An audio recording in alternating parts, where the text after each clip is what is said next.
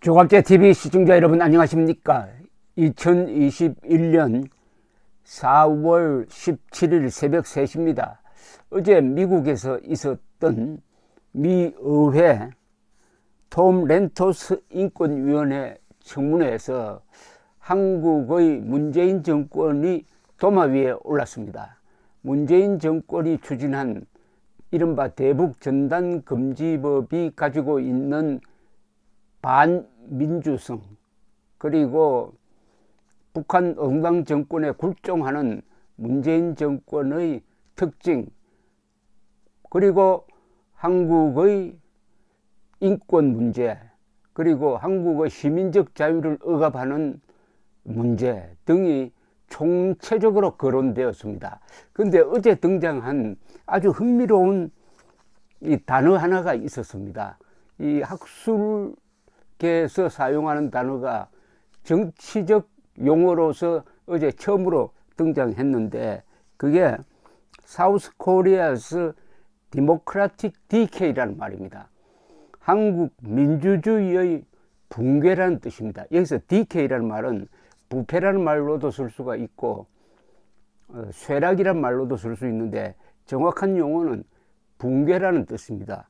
사우스 코리아스 디모크라틱 디케이, 한국의 민주주의가 붕괴하고 있다. 그런데 이 디케이라는 용어는 붕괴하더라도 갑자기 폭 무너지는 게 아니고 서서히 무너지는 걸 말합니다. 한국의 민주주의가 서서히 무너지고 있다. 바로 문재인 정권에 의해서 이 문재인 정권이 한국의 민주주의를 공격하고 있다 하는 이런 시각을 공유하는 청문회가 되고 말았습니다.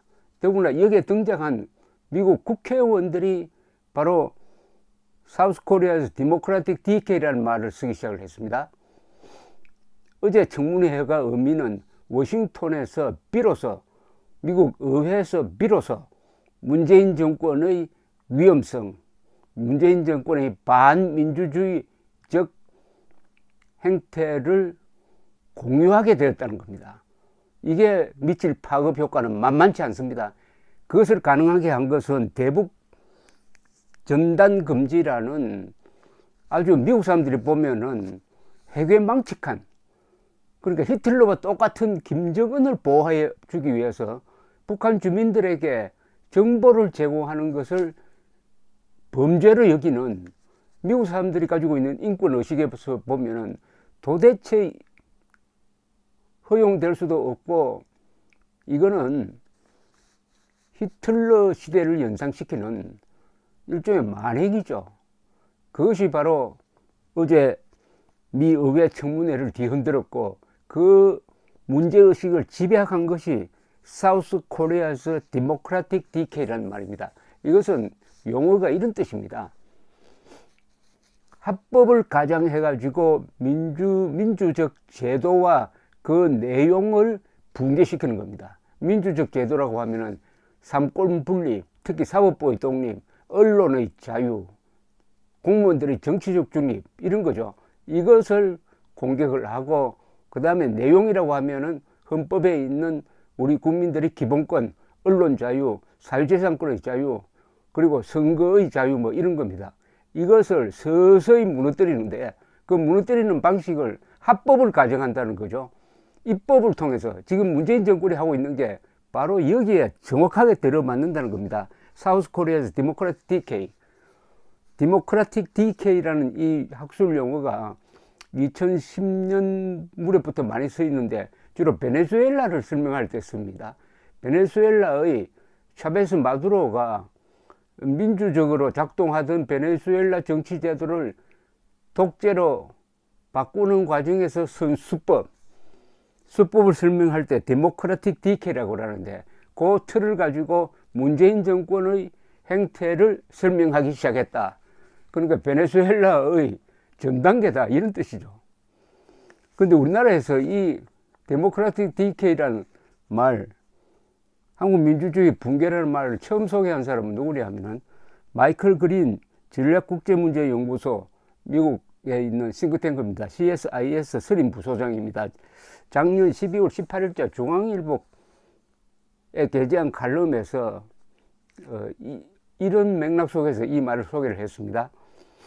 이 그린씨는 한국 집권당이 성경 전단 돈을 북한으로 보내지 못하게 하는 대북 전단 금지법을 만들자 크리스토퍼 스미스 하원 의원, 뉴저지입니다. 하원 의원이 민주당입니다. 이를 비판하는 성명을 냈다고 소개를 했습니다. 스미스 의원은 표면적으로는 활발한 민주주의 국가에서 살고 있는 입법자들이, 국회의원들이 세계에서 가장 잔혹한 공산주의 독재 정권 아래에서 고통받는 사람들에게 민주주의를 보급하고 정신적, 인도주의적 도움을 제공하는 행위를 범죄 행위로 간주하는 데 깊은 우려를 표한다고 했다고 소개를 했습니다. 그린 부소장은 혹자는 스미스 의원을 한 보수 강경파 의원일 뿐이며 미국의 여론을 대표하지 않는다고 주장할지 모르지만은 문재인 정권의 반민주주의 경향에 대한 우려는 오히려 진보 진영에서 널리 퍼져 있다고 지적하면서 예를 하나 딱 들었습니다. 즉 신기욱 스탠퍼드 대학 교수는 민주주의 문제를 다루는 대표적 학술지인 저널 오브 디모크러시 작년 7월호에서 대한민국 민주주의의 붕괴, 사우스 코리아스 디모크라틱 디케이라는 제목의 글을 실었다고 소개를 했습니다. 한국에서 어떤 일이 벌어지고 있는지를 보여주는 논문과 책들이 지금 출간을 기다리고 있는데, 저자들은 대부분 이 신기욱 교수처럼 한때 이 한국 보수 정권의 억압에 맞서 싸웠고 2017년 박근혜 전 대통령 탄핵을 지지했던 학자들이라고 했습니다. 한때 문재인 정권을 지지했던 사람들이 문재인 정권이 하는 지난 4년간의 행태를 보고, 아, 이거는 사우스코리아에서 디모크라틱 디케이다, 베네수엘라식의 민주주의 파괴 행위를 하고 있다는 것을 눈치채고 이제 글을 쓰기 시작했다는 겁니다. 이 그린씨는 2019년 프리덤 하우스에서 실시한 조사에 따르면 한국은 여전히 많은 부분에서 시민의 자유를 보장하는 국가이지만은 민주적 비판과 반대를 억압하기 위해 쓴 수단 때문에 정치적 참여와 시민적 자유 부분의 순위는 대만과 일본 등 주변 민주주의 국가와 비교하면 상당히 낮아졌다라고 지적을 하기도 했습니다. 근데 어제 드디어 미국 의회 청문회에서 크리스토퍼 스미스 의원이 대북 전단 금지법에 자신은 놀랐다, 그러면서 다른 사람들이 한국 민주주의의 붕괴를 언급할 때 대북 전단 금지법을 그 사례로 인용한다라고 지적을 함으로써 이 데모크라틱 디케이라는 말이 어제 미 의회 청문회에서 공식화되었습니다. 공식적인 용어로, 학술 용어가 정치판에 등장했다. 이것은 문재인 정권을 국제사회에 폭로하는 아주 중요한 용어가 될 거라고 봅니다. 이 톰 렌토스 인권위원회 공화당 측 공동위원장인 크리스토퍼 스미스 의원은 아까 제가 민주당이라고 했는데 이분이 공화당입니다. 공화당.